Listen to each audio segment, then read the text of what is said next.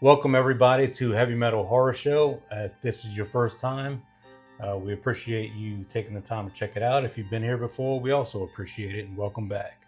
Today we're going to go over some bands that you may or may not know. Some bands that kind of stuck out to us over the years. They may not be, our top of the top, you know, but just some stuff you may not have heard of before. So, we'll just. Want to get right into it? Yeah. All right. You want me to name one? Yeah, go ahead. You can take right. the lead on this one. So I'd say that one group that I love that a lot of people may have not heard of. Their name is Skizoo, and I discovered them when I was living in Spain in 2005. Desde que tú y yo nos conocemos, las distancias parecen marcar una brecha en nuestros corazones. Habrá que olvidar. The drumming, the singing, I mean, it's the full package. They're amazing. We're a really awesome group. Nice. Yeah. Awesome. I remember you telling me about them like years ago, and yeah, I checked them out, and it was like, this, like you said, it was good stuff. Yeah. Awesome. Yeah. So I guess I'll go. Okay. So something that I've been listening to again recently that I hadn't listened to in a long time. I started listening to them in the early 2000s and kind of rediscovered them again. It's a band called From Autumn to Ashes.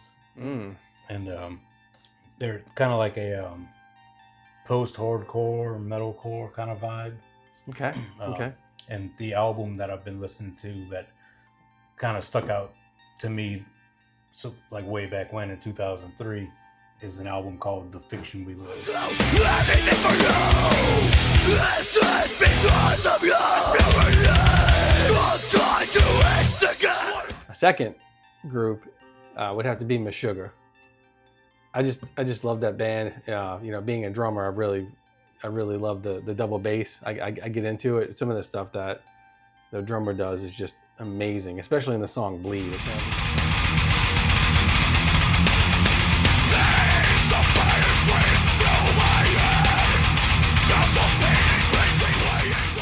So it's really impressive. And Meshuggah is one of those bands that you listen to when you want to lift weights, or if you want to go run, or like you want to be active. It's just like the perfect. It creates like this mood of like, let's go get it, Yeah. So yeah, Meshuggah is awesome. Nice. Yeah. What's your next one? I'm gonna take it back even further. Okay. So this band was, they put out 15 albums. Wow.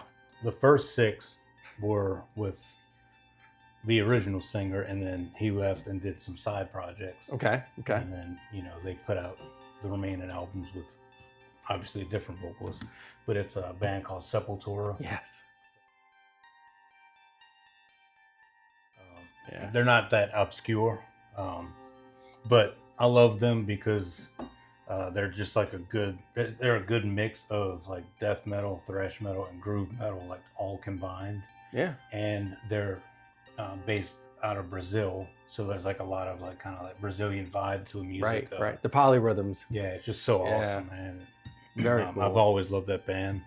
From 1986 was Morbid Visions, to 10 years later was the last album with Max. 96 they put out Roots, excuse me, which was like a very heavily influential album of that time, because that was like kind of around the time when I would say nu metal was kind of getting born. Right. That more rhythm-based metal. Yeah. But yeah, so that would be my second one. I'm kind of a Max fan. Yeah. So I love those albums. He left Sepultura, started Soulfly, then he also had Cavalier Conspiracy, he had Nail Bomb, and then a recent one is Killer Be Killed. I think my third one is going to have to be a band called Four Stroke Baron.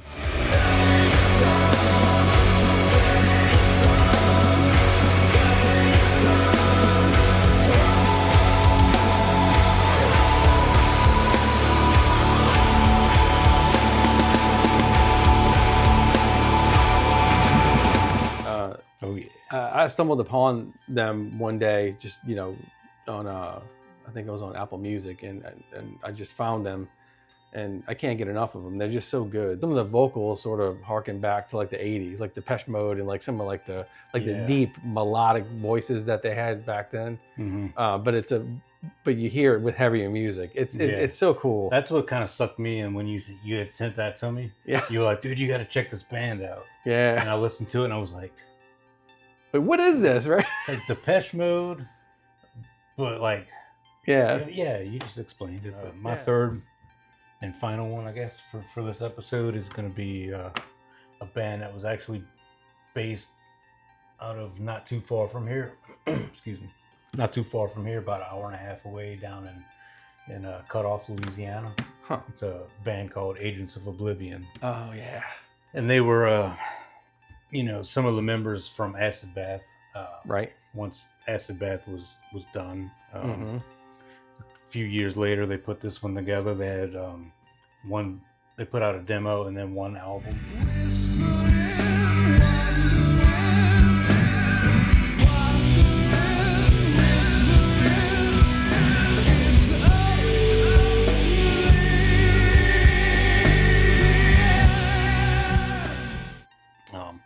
Unfortunately, it was just one album. One of my favorite bands was Acid Bath when I was younger. Yeah. And I never got to see them, so I was kind of like, damn, Yeah. I'm not going to get to see them. And then I heard about Agents of Oblivion, and like I said, it had Dax, the vocalist from Acid Bath, as well as Mike Sanchez, who was a guitar player in Acid Bath. So I went to go see them. I think I lost count, somewhere around like between 33 and 35 times that I've seen Agents of Oblivion. Like, that's how much I love this band. Wow. Yeah, like, and that's no joke. Like, we were going multiple times a week. So people talk about bands like Grateful Dead and Fish and stuff like that, and how they traveled and like followed them. Uh-huh. And I never did understand that. But this band, I've seen them pretty much anywhere from Mississippi over to Texas. Everywhere. Every weekend they would play somewhere, and I would be there. Wow. Me and some friends would get together and just hit the road and go check it out. Super fan. Yeah, pretty much. Yeah, let's do a quick recap. Okay. So for me, we're looking at From Autumn to Ashes, Sepultura, and Agents of Oblivion. Yep. And for me, it's Skizoo, Meshuggah, and Four Stroke Baron. Awesome. Thanks for checking it out. Leave us some comments in the comment section, some recommendations. We'd love to hear some bands that we don't know about. Yeah. Hit us up, let us know, and we'll check it out. And we really appreciate your time. Thanks for watching.